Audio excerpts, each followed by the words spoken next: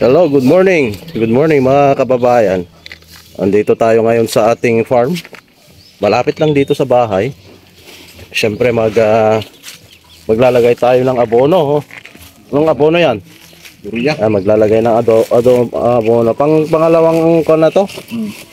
Pangalawang application na to. Last na. Yan. Urea, oh. Application ng urea. Oh, yan. So ito yung mga kababayan. Ito yung mais. Oh. Makikita nyo talaga matingkad din ng pagkaluntian nito, oh. Pero parang ito, no. Ibang klaseng binhi ito, no. Parang mas matigas yung. Oh, ito mga kababayan, no. Yan. Ito yung lalagyan ng abono. Urea, pangalawang na yon, pangalawang lagay ng abono. O tignan nyo, hindi na dati ito inaararo pa dito in between itong pagitan na ito para mas maganda sana, para kahit papaano matitil dito sa sa gitna ng mga mais. Yan. Ayan, pero ngayon ang sistema nila ngayon, wala na yon mga kababayan. Basta pag tinanim, and then after how many days? 15 days yata, lalagay ulit ng abono mga kababayan. And then eto na, pangalawang lagay na nila.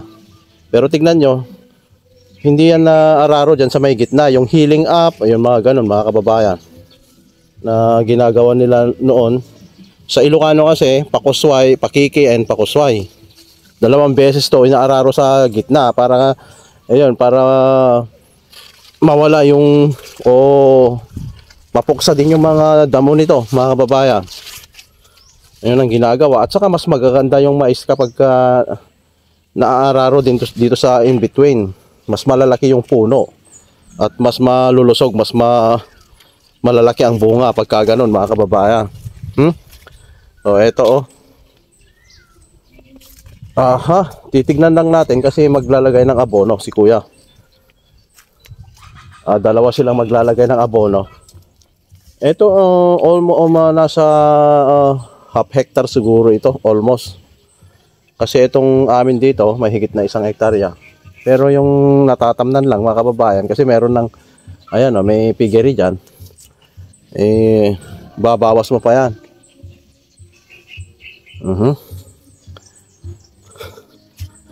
So ito yung mais natin dito. So ipo-focus natin para makita nyo na mabuti, mas maganda, Alright. Ayan, makikita nyo.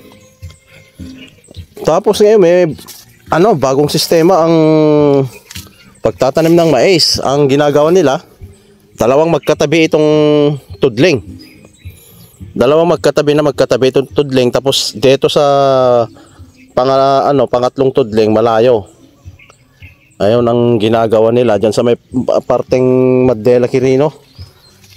Ayan ang ginagawa na lang bagong technology, at napansin nila na mas marami ang production kapag ganoon. Hindi kagaya nito, parang pare-parehas yung layo ng tudling. Ayan, makikita niyo mga kababayan. Pero ngayon merong bagong system technology na mas ma-close dito sa itong dalawang tudling, closer dito sa dalawa, pero yung pangatlo mas malayo ang agwat. Ayan, subok naman na napatunayan na mas marami yung production kapag ganun yung ginagawa nila. Pero dito, ito pa rin yung ginagawa. Ito pa rin yung nakasanayan mga kababayan. Malalaki na, hanggang malapit na hanggang balikat yung mga mais. Pero parang hindi kokonti. Hindi gaano maganda yung pagtubo niya mga kababayan, At saka hindi pare-parehas yung nito, tangkad nila. Makikita mo hindi pare-parehas yung tangkad. Dito sa kabila huli, pero ibang binhi ata ito mga kababayan. Dito naman sa kabila, siyempre kasama pa rin dito sa ating lote ito. Tingnan nyo. Kaya lang, medyo mas hindi gaanong luntian, ano? Mapapansin nyo mga kababayan, hindi gaano siya luntian, pero maganda yung tubo niya, oh. Medyo parang pare-parehas nga yung pagkatubo nito. Oh. Mamais natin dito.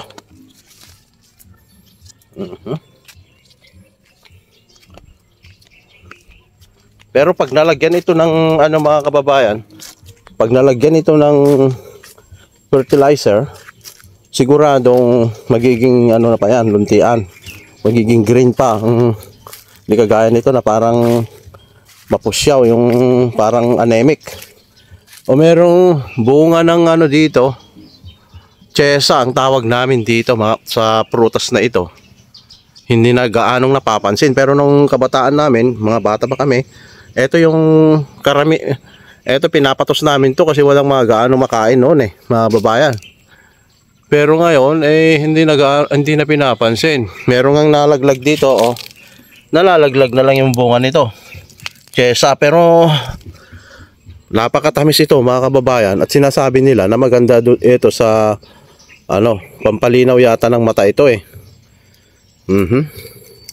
So hindi lang natin sure kasi hindi pa naman tayo nagkandak ng research kung talagang pangpalinaw nga ng ano ito mga kababayan ng mata. Pero napakatamis nito mga kababayan, sarap. Nung bata pa kami, enjoy nga kaming kumain ng ganito Chesa ang tawag namin sa ganitong prutas. Tumutubo lang ito, tingnan nyo, parang perennial plants lang sila. Nandito lang sa mga gilid-gilid ng fringe ng ating farm. Ayun, ito mga perennial plants lang ito. Yung mga iba tinanim, pero yung mga iba tumubo lang mga kababayan. Alright, so ito pwede pa sanang kainin to, kaya nabitak na tapos meron ng mga insekto na dumapo rito. So hindi na natin pwedeng kainin mga kababayan. Titikman sana natin, nalaglag na, nagkakakandahulog lang dito yung mga yan. Bagay, pag just leave it there, magiging fertilizer yan pagka nabulok mga kababayan. O dito, tingnan nyo dito. Ayan, meron pa dyan. Ayun, nandun pa Kung nalalaglag lang yan, nahihinog na lang dito at nalalaglag. At hindi rin tinitira ng mga, pansin natin, hindi rin tinitira ng mga ibon,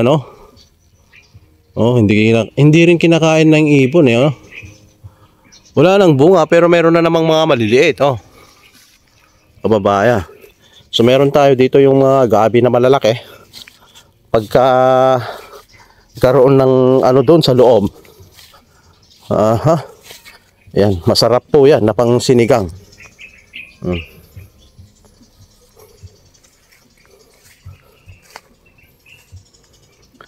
Magkakalaman doon sa loob dyan, magkakalaman yan. Napakasarap yun na isigang. May papaya dyan pero maliliit pa yung bunga mga babayan. Ito hindi na tamnan, magandang tamnan sana to ng mga vegetable pero hindi natatamnan, sayang. Maluwang pa naman ito, maluwang. Ba't hindi natatamnan? Ayan mga paper tree o melina na pwede nating gamitin kapag may ipapatayo kang structure, kubo or dyan, pwedeng bahay. Magagamit mo yan mga kababayan. Ito nga. So yan, may mga tanim si kuya rito May mga tanim si kuya rito.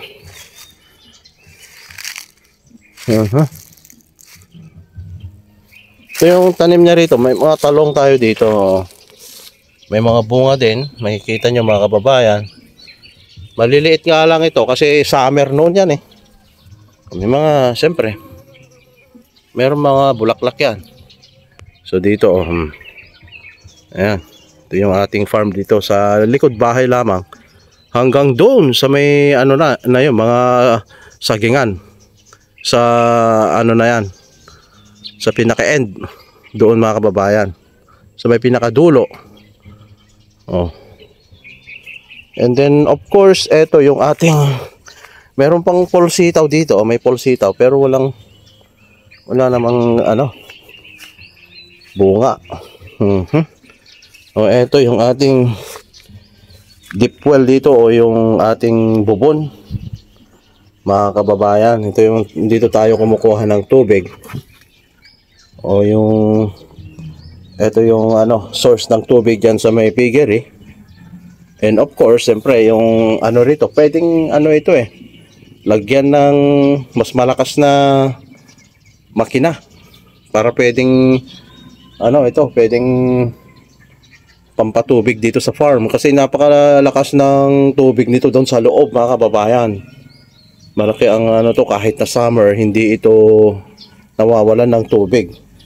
Malalim pa rin yung tubig niya kahit summer ito doon sa loob, mga kababayan. Alright, so ayan mga kababayan.